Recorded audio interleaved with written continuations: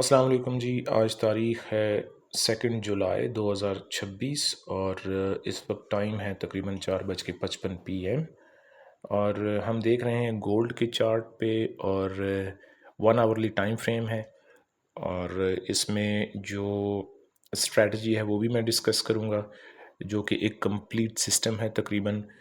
Nothing is guaranteed, ठीक है, और नथिंग इज़ 100%। हम स्पेशली फॉरेक्स ट्रेडिंग में हम करते ये हैं कि जो सिस्टम जो स्ट्रैटेजी वर्क करे 70% टाइम्स, इवन 60% टाइम्स, यहाँ तक कि कुछ लोग कहते हैं 55% टाइम्स भी अगर आपकी स्ट्रैटेजी काम करती है तो वो एक अच्छी स्ट्रैटेजी है। डिपेंड ये करता है कि आप जब प्रॉफिट्स लेते हैं उस स्ट्रैटेजी से तो प्रॉफिट्स की जो क्वांटिटी है या the amount of money that you are earning through profits वो कितनी है, और जब आपको लॉस फेस करना पड़ता है तो वो कितना है। जब आपका risk to reward ratio let से 1:2 या 1:3 या 1:5 या 1:10 हो for example, of course 1:10 is a little bit of exaggeration, लेकिन 1:2 is very much possible, 1:3 और 1:4, even 1:5 even लोग ये करते हैं, that is very much possible, it is almost a routine matter। यानी अगर आप लेट से $100, 1:2 का मतलब है $100 अगर आप इन्वेस्ट करते हैं तो उसका प्रॉफिट जो आपको मिलना चाहिए वो कम से कम $200 इन टोटल उसका प्रॉफिट होना चाहिए, तब वो 1:2 होता है। अच्छा, and so on and so fourth. अब हम आते हैं स्ट्रैटेजी पे जी। ये कंप्लीट सिस्टम है और सिस्टम उस चीज़ को हम कहते हैं कि जो रिपीटेबल हो, जो मेजरेबल रिजल्ट्स दे और जो रिपीटेबल हो, जो वेल टेस्टेड हो, जो रिलायबल हो, जो किसी भी ट्रेडर के काम आ सके, जो उसको प्रॉपरली उसके जो भी वर्क एथिक्स हैं, उसकी जो भी प्री रेक्विजिट्स हैं और रिक्वायरमेंट्स हैं उनको फुलफ़िल करे तो वो उसके काम आए, उसको हम कहते हैं सिस्टम। तो जो सिस्टम आज आपसे मैं शेयर करूँगा ये हम पहले इस पे बात कर चुके हैं, कोई नई चीज़ नहीं है, एक तरह से यूँ समझ लें कि रिपीट है, लेकिन उन्हीं चीज़ों को जो पहले हम डिस्कस कर चुके हैं थोड़ा सा मतलब कम वक्त में थोड़ा ज़्यादा उनको नफासत के साथ टू द पॉइंट हो गए। एक तो हम इस तरह से डिस्कस करेंगे, फिर उसके बाद ऑफ कोर्स लाइव चार्ट पे डिस्कस करेंगे, मज़ीद कुछ सेटअप्स पे उसको अप्लाई करेंगे उसी सिस्टम को, और साथ साथ जो है इसी वीडियो को आप एक तरह से फोरकास्ट कह सकते हैं। और फोरकास्ट का मतलब है कि once again this is no financial advice, this is only for educational and research purposes. अच्छा जी, सबसे पहले हम करते हैं कि 1 आवरली टाइम फ्रेम पे चले जाते होते हैं हम। ज़ाहिर है जो हमारा इस वक्त रीसेंट जो लेटेस्ट जो डेवलपमेंट है उस पर हम फोकस करेंगे। इस चार्ट को हम देख रहे हैं 1 आवरली टाइम फ्रेम है और जूम आउट इसलिए किया हुआ है, यानी वन आवरली पे हम इसलिए हैं क्योंकि हम बड़ी पिक्चर को पहले देखना चाहते हैं, उसके बाद हम 5 मिनट पे जाएंगे। सबसे पहले आप देख सकते हैं टिप ऑफ द विक सबसे लोएस्ट, हम अगर इसको माने फ़िलहाल तो ये लाइन हम ड्रॉ करेंगे यहाँ तक, ठीक हो गया। उसके बाद नेक्स्ट हम इस टिप ऑफ द विक को हम रेफरेंस पॉइंट मानेंगे और हम एक लाइन और ड्रॉ कर लेते हैं। वैसे तो हम पैरेलल चैनल भी यहाँ ड्रॉ कर सकते हैं, लेकिन मेरी प्रेफरेंस ही है, मुझे अच्छा लगता है इस तरह से लाइंस को अलग अलग ड्रॉ करना। पैरेलल चैनल्स भी ड्रॉ किए जा सकते हैं, मैं अक्सर अक्सर तो नहीं, मैं पैरेलल चैनल्स भी ड्रॉ करता रहता हूँ डिपेंडिंग ऑन द मूड और डिपेंडिंग ऑन द प्रेफरेंस। अच्छा जी, सबसे पहले इसी सेटअप की बात कर लेते हैं। गोल्ड का चार्ट और गोल्ड के चार्ट पे प्रॉफिट्स करना इतना आसान है कि बाज़ औक़ात हमें यकीन नहीं आता कि इतना आसान हो सकता है प्रॉफिट्स करना गोल्ड के चार्ट पे। मैं इस इन टर्म्स ऑफ ये जो सेटअप है इसकी बात कर रहा हूँ, इस सेटअप के हवाले से, इसके लिहाज से मैं बात कर रहा हूँ। कैसे? आप देखेंगे ये ऊपर वाली लाइन हॉरिजॉन्टल लाइन जिसे हम सपोर्ट कहेंगे और नीचे वाली जो सपोर्ट लाइन है, इनको ड्रॉ करने में मुझे कितना टाइम लगा है। अब मतलब इससे ज़्यादा अब और आसान क्या सेटअप हो सकता है जिस पे आप प्रॉफिट्स ले सकें। वाज़ेह रहे, और इससे पहले मैं कई बार ये शायद ये बात कह भी चुका हूँ, यकीनन कह चुका हूँ कि make up your mind when you are trading on gold. Currencies के हवाले से भी यही है, बाकी एसेट्स के हवाले से भी यही बात है, लेकिन ख़ास तौर पे गोल्ड के हवाले से, क्योंकि गोल्ड जो है ये यूँ समझें कि यूनी डायमेंशनल और यूनी डायरेक्शनल किस्म की ये चीज़ है। ये एक ऐसा एसेट है कि ये बहुत ज़्यादा रेंजिंग मार्केट नहीं बनाता। अभी हमारे सामने जो मार्केट है बाज़ाहिर ये रेंजिंग लग रही है, लेकिन अगर आप इसको इसके पिप्स कैलकुलेट करना शुरू करें एक्सट्रीम्स पे जाके, तो ये बहुत बड़ी एक मूव बनता है, बहुत बड़ा, और जिसमें अच्छा खासा प्रॉफिट का मार्जिन है।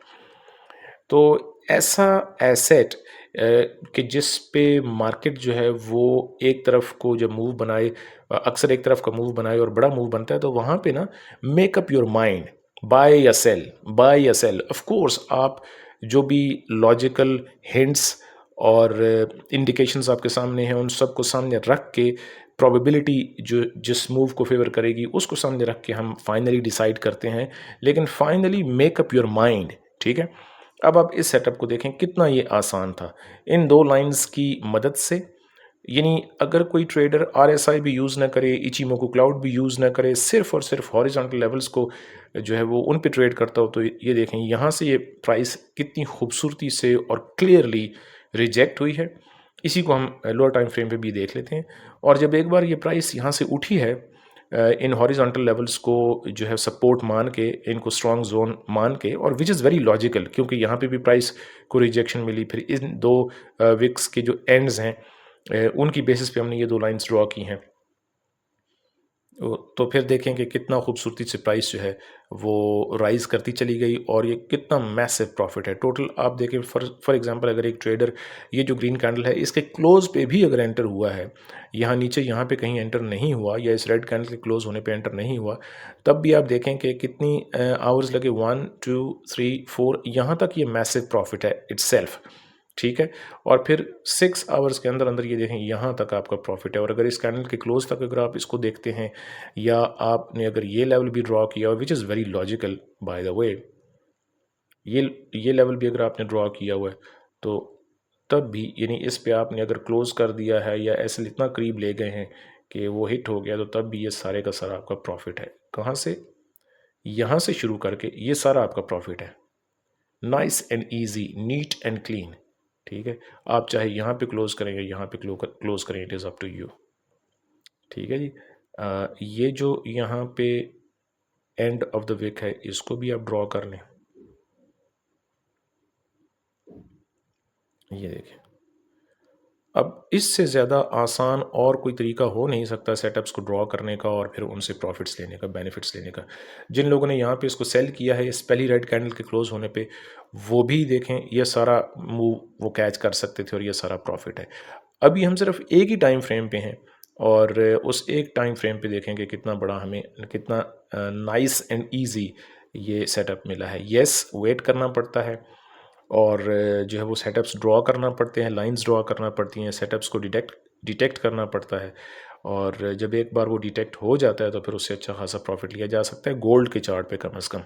अच्छा, अब इस ग्रीन कैंडल को देखें, इचिमोकू क्लाउड को भी जो है वो इसमें शामिल करते हैं सारे एनालिसिस में।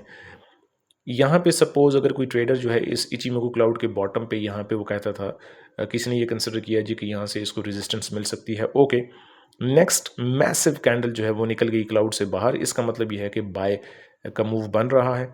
जब दोबारा प्राइस रीटेस्ट करने आई क्लाउड को, जिसको अब इसने सपोर्ट बना लिया है, तो यहाँ से एंटर हुआ जा सकता था, बाय किया जा सकता था। ये सारे का सारा आपका प्रॉफिट था, ये सारे का सारा मैसिव प्रॉफिट वंस अगेन। ठीक है, अब आप देख लें, हमने इससे पहले डिस्कस किया हुआ 5 मिनट टाइम फ्रेम पे हमने डिस्कस किया हुआ है कि मैसिव कैंडल एक इंडिकेशन, मूविंग एवरेजेस से ऊपर निकल जाना सेकंड इंडिकेशन, क्लाउड को भी इसने चीर फाड़ के ये ऊपर निकल गई, प्राइस जो इसको ब्रेक कर दिया, तीसरा इंडिकेशन हमारे लिए RSI 59 से ऊपर चला गया, चौथा इंडिकेशन।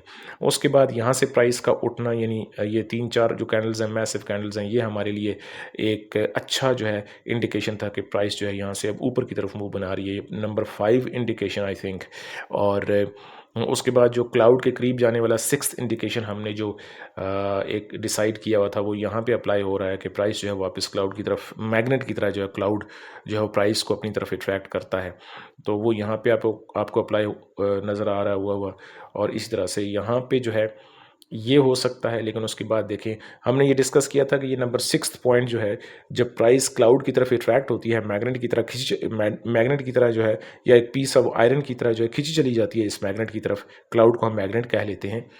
तो फिर वहाँ भी हमने डिसाइड करना होता है कि प्राइस जब क्लाउड को टच करेगी, तो क्या वापस उसको वहाँ से रिजेक्शन मिलेगी, या उसको ब्रेकआउट, जेन्युइन ब्रेकआउट होगा, फेक ब्रेकआउट होगा, क्या होगा? यहाँ पे देखें, पहली बार जब प्राइस ने क्लाउड को हिट किया, इसको यहाँ से रेजिस्टेंस मिली, मैसिव मूव नीचे की तरफ, मैसिव तो नहीं लेकिन अच्छा खासा रेड कैंडल।